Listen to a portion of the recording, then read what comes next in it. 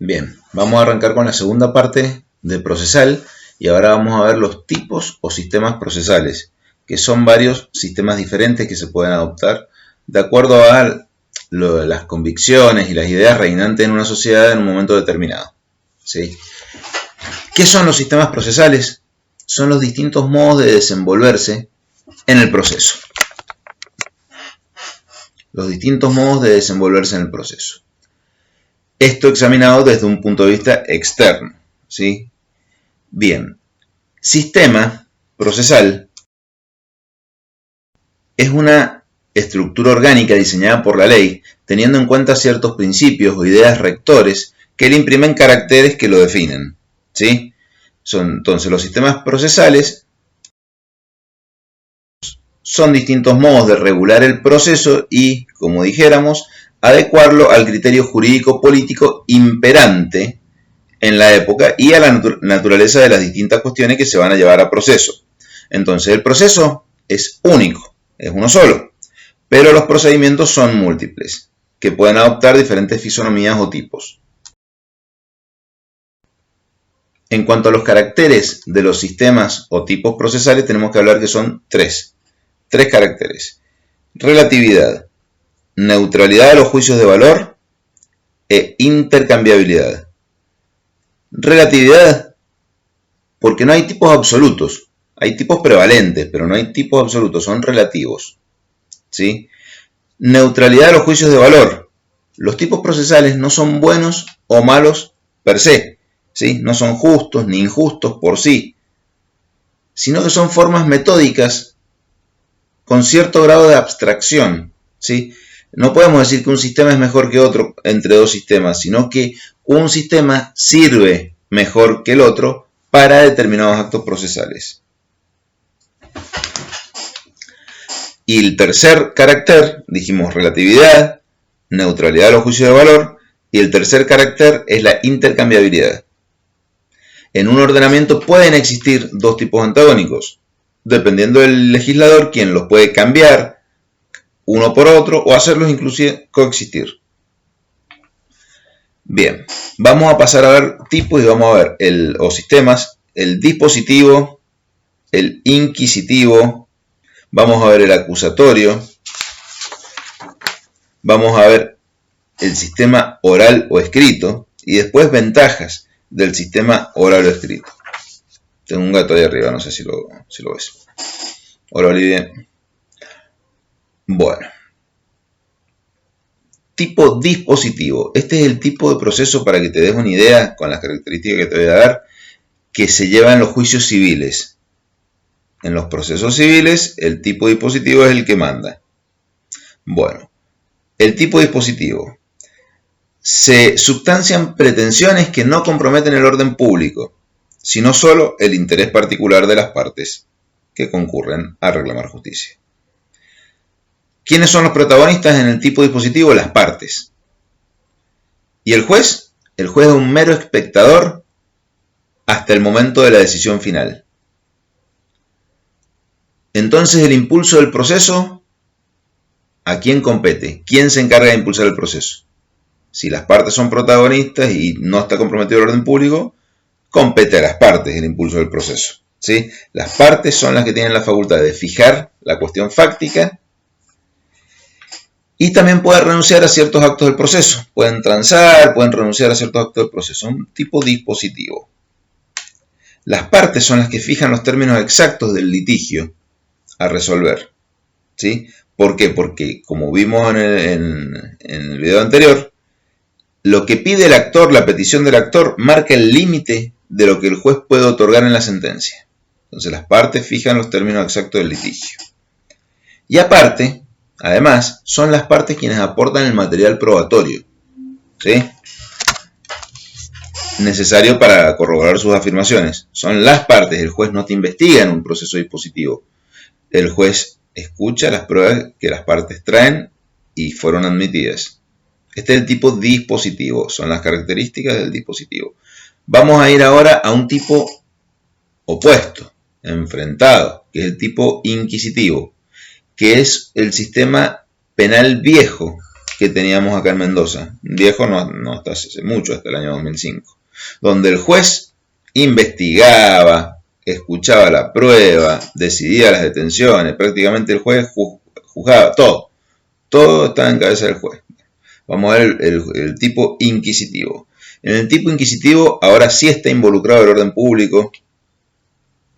El juez es el protagonista de todo. El juez tiene los poderes de actuar por sí mismo y de investigar por sí mismo. ¿Sí? Una vez que el proceso nace, el juez a partir de ahí lo investiga de oficio. Los hechos ya no son los que las partes alegan, sino son los hechos van a ser todo aquello que el juez considere útiles. Y el juez puede ordenar de oficio la producción y investigación de las pruebas. No solo puede, sino que lo hace. Va llevando adelante el proceso mediante prueba que va diciendo esto me parece útil, hagámoslo, lo hace, lo escucha él, valora él si es bueno o no. O sea, está todo en cabeza del juez. Hay que aclarar que ningún sistema se presenta de manera pura, sino que se presentan combinaciones con una mayor o menor tendencia hacia lo dispositivo o hacia lo inquisitivo, ¿sí? Dependiendo de las formas en que se organice. Vamos a ver otro sistema, que es el sistema acusatorio. Este sistema acusatorio es el que está ahora vigente en lo penal acá en Mendoza, sistema acusatorio adversarial se llama. Y es para lo penal, ¿sí? Y se explica sistema acusatorio. Ya vimos el dispositivo, donde las partes mandan, el sistema inquisitivo, donde el juez es cabeza de todo, el sistema acusatorio vamos a ver ahora. ¿Y qué pasa en el sistema acusatorio? Se separan las funciones del Estado en materia penal, ¿sí? E instituye junto al juez el Ministerio Público, el fiscal, juntos, ¿sí? El juez deja ese protagonista de la búsqueda de la verdad y deriva esa responsabilidad en el Ministerio Fiscal. Es el Ministerio Fiscal quien investiga, busca pruebas, determina qué prueba es pertinente y útil, la manda a producir. ¿Sí?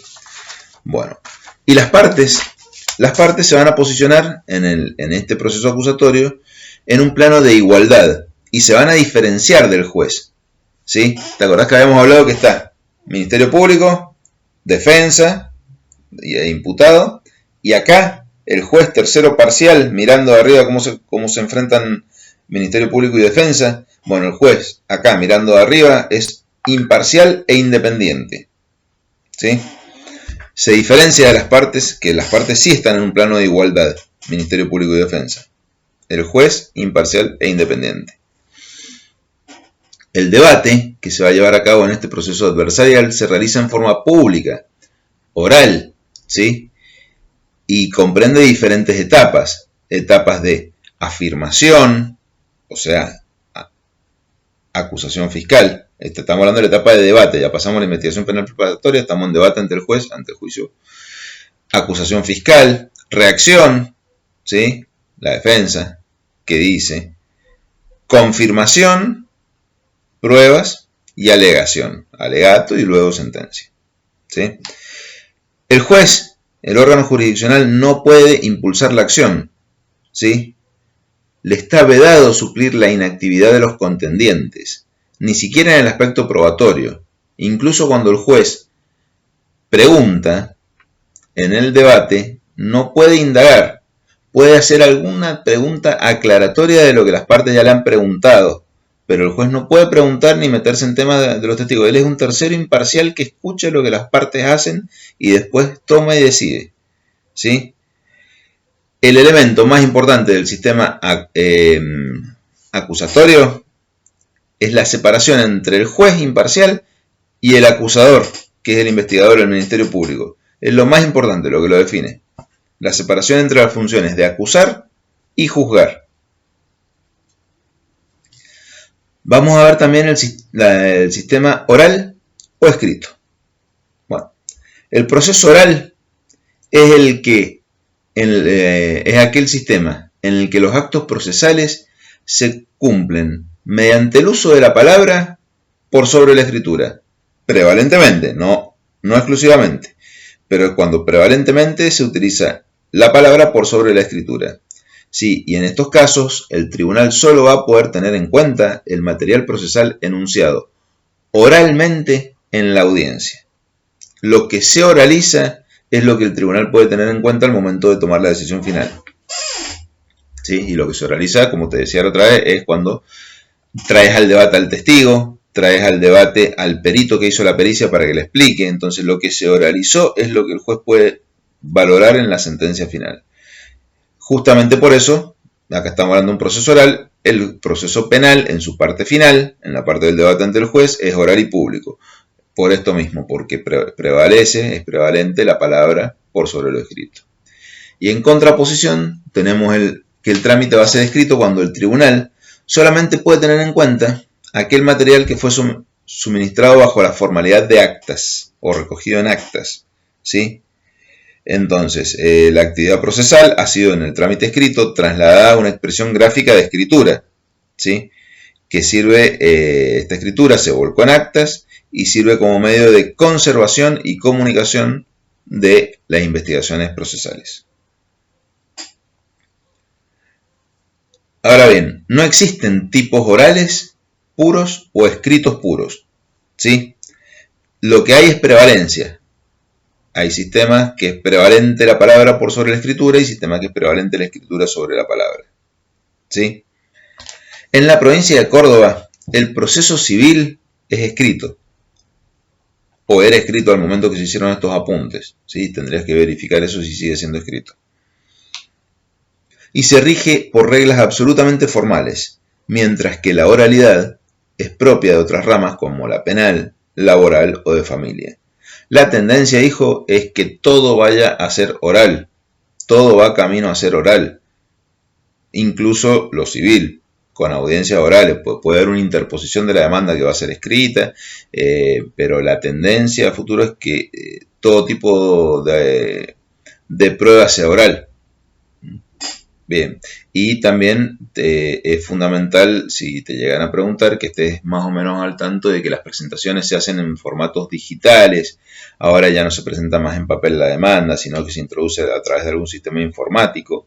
Y acá en Mendoza tenemos uno que se llama MED, que subís ahí un PDF con determinados requisitos y se le corre vista por mail a la demandada, si es que se tiene el mail oficial de la misma. Se ha acelerado muchísimo los plazos. Bueno, ¿cuáles son las ventajas del sistema oral? ¿Tiene ventajas? Sí. La inmediación y que favorece la recepción de la concentración procesal en la unidad del debate oral. Veamos, ¿qué es la inmediación? Es una ventaja del sistema oral, dijimos. Bueno, es porque inmediato, hay una comunicación directa, inmediata entre el juez, las partes y los órganos de prueba. Hay inmediación, se juntan, están en contacto, es fundamental eso. El juez, las partes y los órganos de prueba. El juez tiene a los testigos, los tiene enfrente, los ve, les percibe los gestos, tiene al imputado, ve cómo reacciona el imputado ante determinadas cuestiones, escucha a los peritos, ve al fiscal, ve al defensor en la misma sala, en la misma audiencia. Es fundamental, escucha la afectación de los testigos o víctimas cuando relatan lo que les sucedió. Inmediación, ventaja del sistema oral.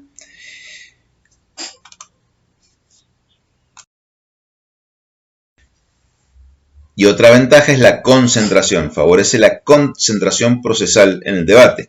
¿Qué quiere decir esto? Que se concentra justamente la concentración, que se reúne la mayor cantidad de actividad procesal en el menor número de actos posibles. Al reunirse todas las partes y no estar separadas y hay que correr vista y esperar que responda, están todos ahí en un debate, se te hacen 3 o 4 días, se te puede hacer absolutamente todo. Fíjate que el de Gil Perec duró 7 días hábiles y hubieron incidencias, nulidades, incontable cantidad de testigos y se resolvían ahí mismo las oposiciones y las nulidades porque el juez escuchaba y resolvía, no tenía que correr vista, escuchaba y miraba a los testigos, estaba el jurado expectante, bueno, en un caso especial del jurado, pero la concentración y la inmediación son fundamentales en los procesos orales, son las ventajas de los procesos orales. ¿sí? Se aceleran los trámites judiciales de esta manera porque se los hace sencillos, se los dota de sencillez y se acortan los tiempos del proceso. Ahora bien, esto no quiere decir que el sistema escrito no haya tenido ventajas, ¿sí? Tenía ventajas como que facilitaba el estudio y la reflexión de los jueces. Se llevaban el expediente a la casa, lo estudiaban, lo miraban bien, analizaban a morir todo y bueno, terminaban resolviendo con unas sentencias larguísimas en páginas y podían estudiar mejor la causa. Además, el sistema escrito aleja peligros de improvisación y ligereza, que se resuelva a la ligera, que se resuelva con improvisación. Aunque los jueces, hay que confiar en los jueces te resuelven bien sin necesidad de llevarse el expediente a la casa y estudiarlo, ¿sí? Entonces, si bien esto del sistema escrito que te aleja peligros de improvisación y ligereza, no es tan así. Los jueces han estudiado toda una vida para ser jueces y poder resolver en el acto y algo bien fundado. Y se dice que el sistema escrito también favorece la publicidad y permanencia, porque las actuaciones quedan fijas y permanentes, lo cual también se puede discutir, porque en el sistema oral queda el audio y video grabado, de las audiencias se graban en video, y no es que lo dicho no se ha dicho, sino que lo dicho se ha dicho y ha quedado registrado en audio y video, y después lo podés invocar como jurisprudencia, obviamente que lo vas a usar si en caso de tenés que recurrir la sentencia por una apelación. Entonces no es correcto que solo el sistema escrito favorece la publicidad y permanencia de lo que se dijera, ¿sí? Bien, vamos a pasar ahora a otro sistema, a ver el sistema de instancia única o de instancia plural. Bien, vamos a ver entonces el sistema de instancia única o instancia plural. ¿Qué es la doble instancia? ¿Qué suena a doble instancia? Doble, dos órganos jurisdiccionales que tienen un orden de prelación y jerárquico entre ellos, ¿sí? Que actúan con una prelación. Quiere decir que primero actúa uno, resuelve, y después actúa el otro en grado de apelación. Esa es la doble instancia. El superior, el segundo, tiene el poder de revisar por vía de recursos la apreciación de los hechos y la aplicación del derecho efectuada por el juez del primer grado, ¿sí? Y el juez de primer grado es el juez competente desde que se presenta la demanda hasta la resolución de la sentencia. En donde después cualquiera de las partes que no haya quedado conforme con la resolución recurre y hace que la causa llegue a la segunda instancia. En primera instancia el juez actúa de manera unipersonal. En segunda instancia la actuación es colegiada, 3 jueces. Excepcionalmente se admite que cuando sea colegiado resuelva con un solo juez, pero tiene que haber conformidad de las partes. Acá dicen apunte que en nuestro país domina la doble instancia, en el país en general, en lo que son los procesos civiles. Y la instancia única dice que se identifica con el trámite oral propio del proceso penal, familiar y laboral. No quiere decir que no se pueda recurrir a una sentencia recaída, ¿sí? Sino que acuérdate que la doble instancia es donde se discute absolutamente todo de nuevo. Vos cuando casás una sentencia decís qué te afectó, por qué punto, y se discuten determinadas cuestiones. En una sentencia penal se discuten determinadas cuestiones. No se lleva a cabo nuevamente el juicio. Eso no quiere decir que se haga, sino que yo me había afectado por esta resolución porque la considero arbitraria, no estuvo motivada. Bueno, listo, hay que motivarla. ¿Y cuáles son las ventajas de un sistema de doble instancia? Bueno, son las garantías que ofrece el mayor número de componentes de un tribunal de alzada y por el superior criterio y experiencia que tienen estos jueces de cámara. Siempre son jueces que se les exige más requisitos, más estudio para llegar a ese cargo, entonces tienen más criterio y más experiencia. Y hay determinados casos y circunstancias en que se permite incluso que se aporten nuevos elementos en la segunda instancia, elementos de prueba que fueron omitidos, pero tiene que ser prueba nueva, son todos unos requisitos especiales, no cualquier prueba es admitida en una segunda instancia. Pasamos a otro tema, que es los principios o reglas que gobiernan el proceso. Ya los vamos a ver en detalle, te anticipo que son la publicidad, la inmediación, la bilateralidad, la economía procesal y la adquisición procesal.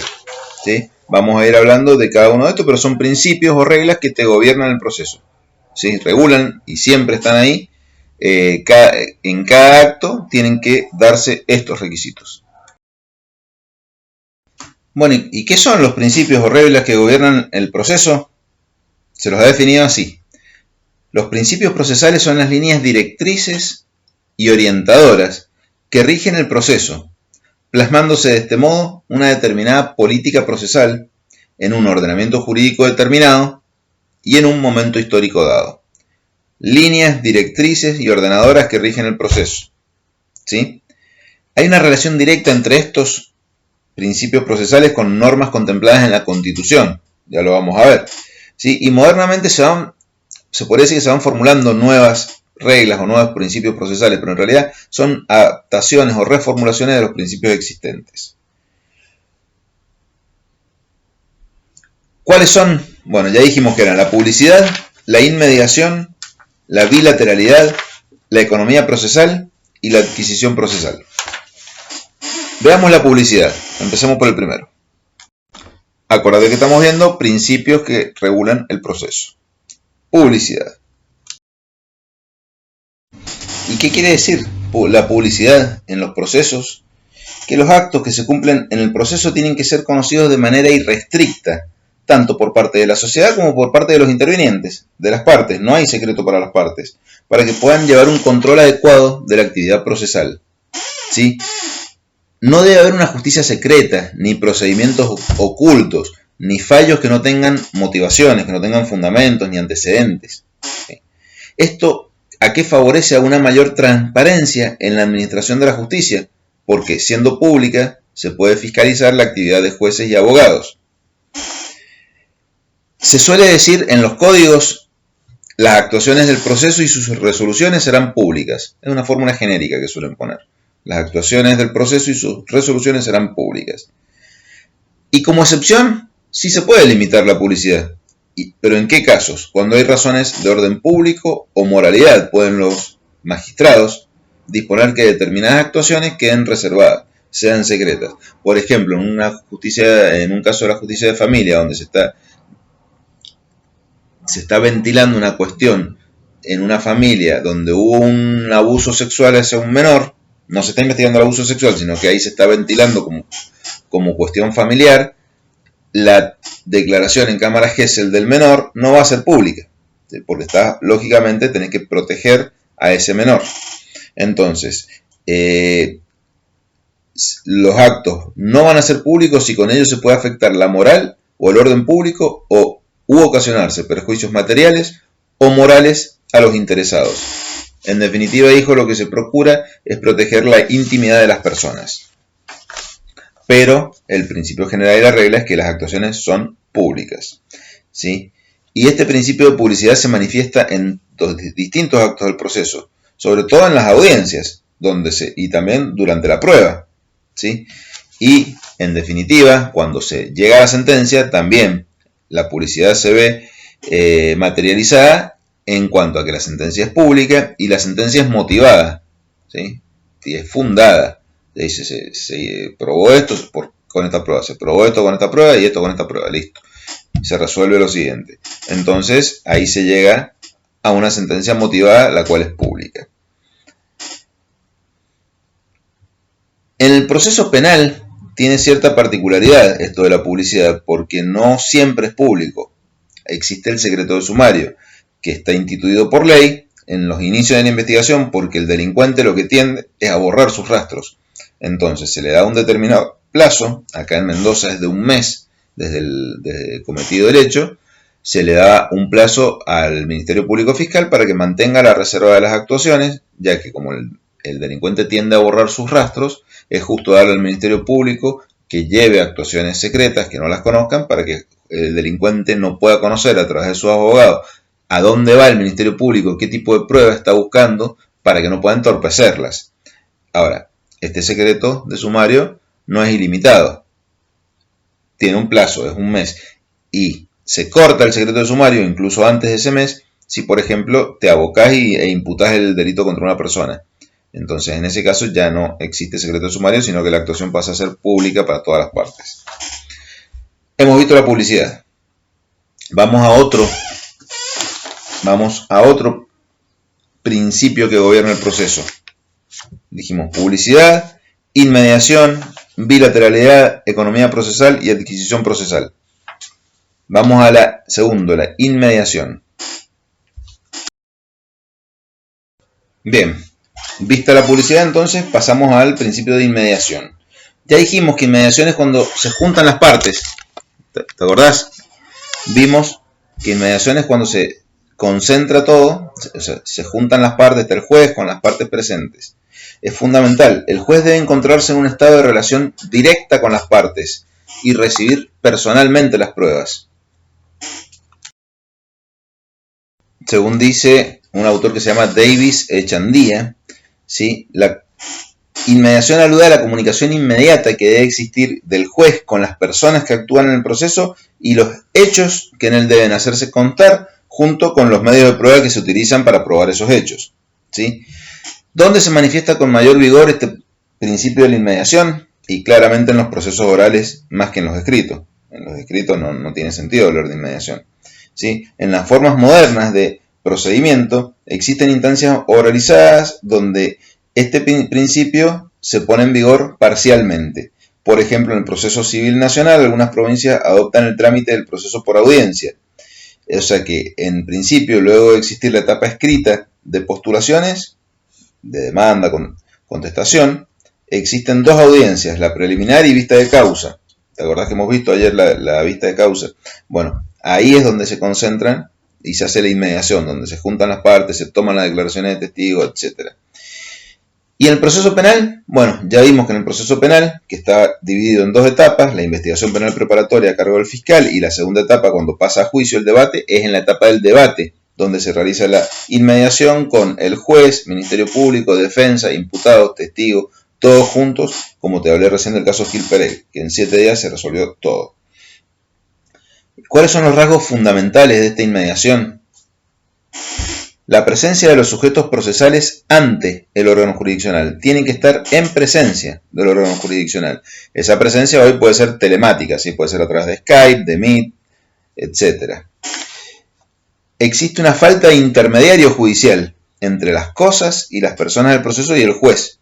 La relación es directa del juez con las personas o cosas. No hay un intermediario que le trae al juez lo que las personas o cosas dijeron. Y tercero, por la necesidad de la identidad física del juez, que tuvo contacto con las partes y que dictará sentencia. Tiene que ser el mismo el juez que dicta sentencia que aquel que tuvo inmediación, ¿sí? El juez que tuvo inmediación es el juez que tiene que dictar sentencia.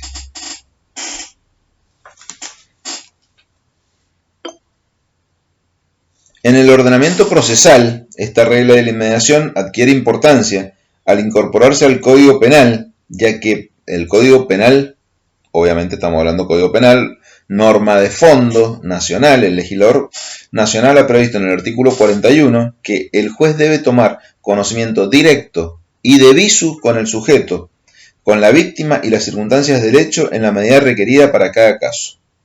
¿Te acordás que ayer hablábamos de que se mide la pena en la escala de 8 a 25 años? Hay muchísimos años para el homicidio y que el juez, vos le tenés que presentar las circunstancias, antecedentes, medios de vida del imputado y un montón de condiciones, se le tiene que probar el Ministerio Público al juez sobre esas condiciones para que cuando llegue a la sentencia evalúa si le da 8, si le da 25, si le da 16 y por qué le va a dar. Bueno, acá el 41 dice que tiene que haber inmediación, contacto directo del juez con las partes.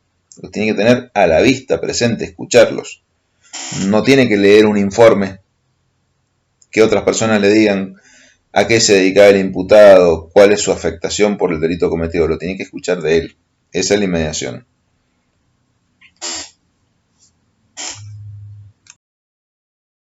La publicidad, vista la inmediación, ahora vamos a ver otro principio que rige el proceso, que es el de la bilateralidad o principio de contradicción. Y esto te lo dice la propia palabra, bilateralidad. Dos partes, dos lados, contradicción, que se puedan contradecir una parte y la otra. que tengan la posibilidad. ¿Qué quiere decir este principio tercero de bilateralidad o principio de contradicción? Posee raigambre constitucional. Este es muy importante, como todos los otros, de entrada dijimos que tienen que ver con la Constitución. Y la efectiva vigencia de este principio de bilateralidad o de contradicción otorga legitimidad a los procesos, ¿sí? Toda decisión judicial tiene que ser tomada previo a que se haya dado igual oportunidad a todas las partes a ser oídas. Eso implica el principio de contradicción. Que le hayas dado la oportunidad no implica necesariamente que hayan sido oídas, que se hayan presentado, porque pueden no concurrir a ser oídas, pueden no presentarse, pero tienen que haber tenido la posibilidad de ser oídas. Implica necesariamente que hayan tenido la posibilidad de alegar y probar, ¿sí? De arrimar al juicio todos los elementos conducentes a probar lo que afirmaron. No le interesa al derecho que la parte efectivamente se pronuncie, ¿viste? Como te decía recién, no importa si efectivamente concurrió y se pronunció, sino que se haya otorgado una razonable oportunidad de defenderse o de cumplir con la carga procesal de expresarse, ofrecer, producir y controlar la prueba. Esto, en el penal, en lo que yo hago, se materializa de la siguiente manera. Vos disponés una medida de prueba y notificás a la parte, por ejemplo, un reconocimiento honrado de personas, y notificás a la defensa. Si la defensa no viene, la medida no es nula, porque pudo venir y no vino, ¿sí? Tuvo la posibilidad y no lo hizo. Entonces este principio de contradicción o bilateralidad lo hemos respetado. Bien, hemos visto entonces, vamos de nuevo, la publicidad, la inmediación, la bilateralidad o principio de contradicción, y vamos al cuarto, que habla de economía procesal. ¿Qué es la economía procesal? Es un criterio utilitario en la realización del proceso, o sea, que se aplica un criterio utilitario. Y tiene que ver con dos ideas fundamentales. Uno, economía de gastos, directamente. Y otro, economía de esfuerzos o de actividad, ¿sí? ¿Qué implica esto de economía procesal? Llevar a cabo procedimientos que no resulten onerosos, ¿sí? Por lo que va de la mano con tratar de impedir que los procedimientos se extiendan excesivamente en el tiempo, ¿sí? Tenemos que adoptar criterios razonables, pero no solo en cuanto a costos económicos, sino que esto tiene que ver con una cuestión que Couture, un autor que creo que es uruguayo, Couture, decía que en materia de procedimiento el tiempo es algo más que el oro, el tiempo es justicia. Procesos largos, larguísimos, donde finalmente se te reconozca justicia, y ya la justicia tardía no es justicia. ¿Sí? Tienen que ser procedimientos cortos, expeditos. Entonces, este principio, este cuarto de economía procesal tiene que ver con esto, con economía de gastos y economía de esfuerzos o de actividad, para evitar procesos onerosos que se extiendan en el tiempo. Y por último, el quinto principio que gobierna y regula los procesos es el de la adquisición procesal. Publicidad, primero, correcto. Inmediación, bilateralidad o principio de contradicción. Economía procesal, el cuarto. Me cuesta dejar levantado el cuarto. Y el quinto, adquisición procesal. ¿Qué quiere decir el principio de adquisición procesal? Dice que los resultados de la actividad procesal que cumplan las partes en el proceso se incorporan a él, de manera que los actos que se hayan cumplido benefician o perjudican a cualquiera. Después el juez puede evaluarlo independientemente del sujeto que lo aportó. Quiere decir que las pruebas, adquisición procesal quiere decir que las pruebas las adquiere el proceso, no las partes. Una vez que las pruebas son ofrecidas, aceptadas por el juez, ya son pruebas del proceso, no de las partes. Entonces, si vos traes un testigo, vos sos el demandado, y traes un testigo para que apoye tu versión, porque lógicamente si lo traes vos demandado, entendés que va a apoyar tu versión y te va a favorecer. Y llegado el caso, ese testigo completamente favorece al actor, bueno, vos no podés renunciar a ese testigo, ya la prueba está ofrecida, fue adquirida por el proceso esa prueba y el juez la va a utilizar, no solo la va a poder utilizar, sino que lo va a hacer para fallar eventualmente a favor del actor. ¿Sí? Te salió en contra. Bien, bueno, negro, vamos a pasar de tema y vamos a ir a una cuestión que se llama eje temático 2, jurisdicción y competencia.